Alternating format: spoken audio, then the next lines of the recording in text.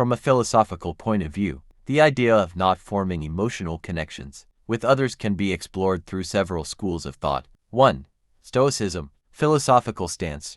Emotions, particularly those tied to external things or people, are seen as sources of potential suffering. Stoics advocate for apatheia, freedom from passions, to maintain inner tranquility. Example, a Stoic like Epictetus would argue that becoming emotionally attached to a friend sets you up for grief if that friend dies or betrays you. Instead, you should appreciate people without becoming dependent on them emotionally. You are a fool if you want your children, wife, and friends to live forever. They are mortal, and you are not in control. 2.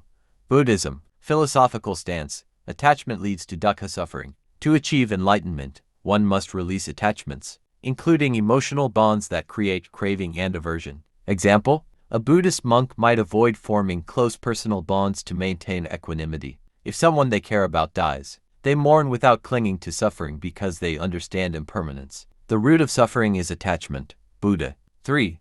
Existentialism, philosophical stance. Authenticity and freedom are key. Deep emotional entanglements can limit your autonomy or cause inauthentic choices out of obligation rather than free will. Example, an existentialist like Sartre might argue that becoming emotionally dependent on a partner could lead you to betray your own values just to keep the relationship, thus becoming bad faith. If you're lonely when you're alone, you're in bad company. Sartre. 4. Taoism, philosophical stance.